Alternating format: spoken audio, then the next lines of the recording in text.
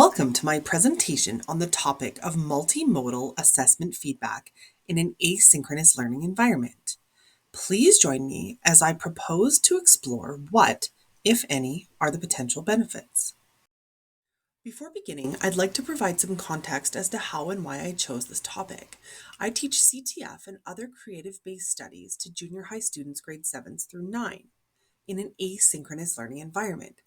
This means student submissions are always visual in nature and are received digitally in primarily audio, video, or pictorial format, frequently with no accompanying text at all. This led me to question, what problems do I have specifically, and what do I want my proposed research to solve? I am noticing that one of my most prevalent issues is that I spend a significant amount of time composing clear and concise feedback on every assignment, only to observe that my students are infrequently reading their assessment feedback. Therefore, by extension, not reflecting on, improving upon, nor applying it at all. Often, written feedback does not appropriately mirror the visual nature of student work, and more often than not, goes unread. There is a disconnect between their technology rich world and the traditional heavy text methods of assessment. This is incredibly troubling given the amount of research that connects student success to assessment, engagement, and reflection. If literature emphasizes the benefits of multimodal demonstrations of learning, then why is there such a heavy reliance on text based feedback in an online setting? This project proposes to examine the benefits of shifting to multimodal feedback in an effort to bridge the disconnect of product and assessment mediums, and to increase the frequency in which students view and use their feedback. A few questions I have are: which mode of feedback is most preferred by students, and does this vary by grade? Does using the preferred method result in higher interaction with the feedback? And is there an increased academic benefits to students? Literature review. While there are a multitude of resources on multimodal assessment, they primarily discuss the importance of developing students' multimodal literacy skills, their need to be able to analyze and decode audiovisual information, and the importance of having them create multimodal assignments in response to project challenges. While additional resources outline the benefits of automated feedback, which can assess students digitally in real time, such as Google Forms, there appears to be significantly less data to support the specific benefits of audio and video being received as feedback. As formats and context for assignments evolve, the methods of assessment need to keep pace. The more reliant society becomes on technology, the more we must effectively embed it into the teaching and learning culture adequately. The online environment has the potential to shape all forms of assessment as digital tools offer something to asynchronous environments that are not present in brick and mortar environments. Finding relevant literature provided to be somewhat challenging, while finding up to date literature was somewhat easier. I theorize that this is due to the relatively new exponential growth observed within asynchronous learning in the last couple of years, and as a result, the correlating nature of the development of powerful digital learning platforms. While a lot is known about the impact technology has on learning, the importance of assessment, and the feasibility of using technology for assessment, there is still a lot to unpack regarding the potential benefits of using technology as assessment. While a lot is known about the impact technology has on learning, the importance of assessment, and the feasibility of using technology for assessment, there is still a lot to unpack regarding the potential benefits of using technology as assessment. Technology is an excellent resource for varying methods of assessment while offering limitless flexibility in curriculum delivery to individuals with a wide range of developmental differences. Technology is rapidly advancing the frequency and methods of who, how, and when we assess. Digital media learners prefer processing pictures, sounds, color, and video before text, and prefer access to information quickly from multiple media sources.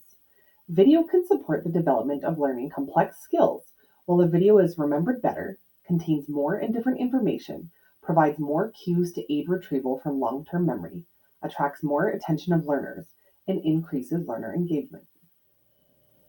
Using dynamic multimedia resources such as audio, video, and images strengthens the practice of assessment and further increases the appeal to those students with visual learning styles or diverse communication needs. This helps build confidence and autonomy, resulting in significant learning gains. I propose a pragmatic framework for the purpose of this research. A pragmatic interpretation could guide the proposed action research well, as it maintains focus on the outcomes of the research and is not committed to any one system of philosophy and reality. Moreover, individual researchers have a freedom of choice. They are free to choose the methods, techniques, and procedures of research that best meet their needs and purposes. Pragmatism states that reality is interpreted and knowledge is negotiated, and that the researcher is to harness multiple methods of data to investigate important questions through mixing methods in ways that cannot be adequately addressed with a single approach. For the purpose of this project, I propose to use action research as the methodological framework through which to explore my inquiries. Action research claims to be significantly different than formal research and is often undertaken by individuals who don't consider themselves researchers, as it requires a very little training and focuses on highlighting a local problem within the researcher's own situation, professional practice, or institution. Action research is an appropriate fit for my proposal because it is participatory and allows for collection of authentic classroom data. It avoids the need to isolate and control variables. It is formative and flexible, and it benefits those who do not consider themselves researchers. Also, it includes reflection and evaluation as a way to better instructions for students and their community. It seeks to understand unique and complex social situations.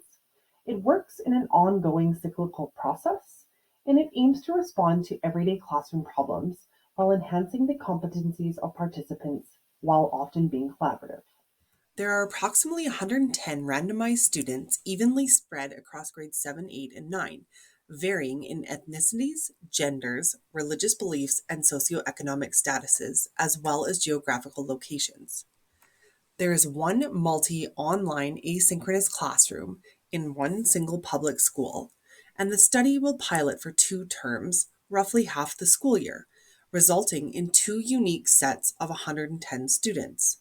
After the initial cycle, the research timeline could be repeated ongoingly thereafter until enough data has been collected to formulate justifiable conclusions. Data sources. Pre-survey students to gather their feelings and attitudes toward the preferred mode of feedback. Having students reflect on each mode of feedback as they experience it to determine why or why not it is effective. Post-action questionnaire to determine if student opinions have changed regarding engagement, academic benefit, and usefulness of the various methods. Automated data collection to compile data regarding the frequency and length of time students spend viewing their feedback. Student work and teacher assessments, splitting student work in order to assess those who reviewed the multimodal feedback and those who did not, to determine the correlation between modes of feedback and academic improvement. Throughout the research, data will be collected, analyzed, and categorized. Students will be provided with the opportunity to revisit the data collected, adding credibility and validity to the study. Data will be analyzed to understand the commonalities found between the academic benefit and mode of assessment in an effort to assess the effects that the study had on the participants. The goal is to determine whether or not multimodal feedback is beneficial to individuals in an asynchronous learning environment, and if there is any variance among the grade groupings. Data sources include qualitative data comprised of surveys, reflections, questionnaires, and student work, collected throughout the research period and coded. Student state of mind and bias will be considered. Quantitative data comprised of teacher assessments, grade books, and pages viewed records. Assignments can be assessed anonymously in an attempt to avoid teacher bias. Data concerning the quantity and frequency of feedback page views can be mined from the Brightspace Learning platform. This data can be filtered into a spreadsheet and compared with student feedback to enhance validity. Data can also be cross-referenced with individuals who saw an increase in their grades and, where possible, conclusions drawn about the benefits of reviewing assessment feedback and the mode in which it was delivered. Triangulation, validity, and reliability. Qualitative and quantitative data. Multiple data sources will be collected. Consistency. Data will be gathered from consistently randomized groups and evaluated by the same teacher using the same assessment criteria, expectations, and methods. Believability. Anonymity will be provided. Transparency will encourage truthfulness and motivation, and personal data sources will be kept confidential. Repeatability. Data sources will be collected at multiple times before, during, and after the study, and the action research cycle can be repeated over several terms and across additional years. Action research is not exempted from ethical issues and requires informed consent that the confidentiality and anonymity of participants be observed. There are many ethical considerations, as my work is exclusively online and with middle school children.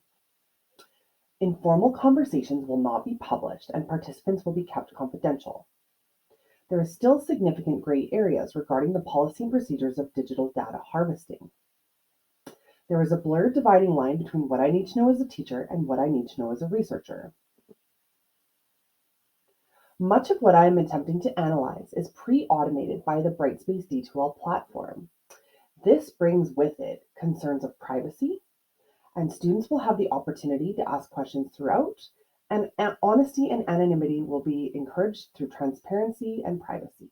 The research findings have the potential to impact the mode, frequency, and delivery of assessment feedback, bridging the growing disconnect between the digital world of learners and the real world of formal education, student motivation, gratification, and engagement, increased timeliness, desirability, effectiveness, and clarity of feedback. This may also open the door for future research in an area that has experienced exponential growth, and there is still a lot to be uncovered in online learning and assessment delivery platform modes. Some limitations of the proposed study include the state of mind of individual participants, external world factors, student feelings of resentment, teacher bias when marking, resistance of administration and other teachers, parents, and community members. Pragmatism focuses on learning and knowledge negotiation within oneself, does not acknowledge the value of making connections and patterns. It is concerned with the process of learning, not what is being learned. There is little in-depth analysis of learning management systems as a predictor for student performance, nor the potential for these analytics to identify students who are academically at risk. Thank you for taking the time to watch my proposal presentation.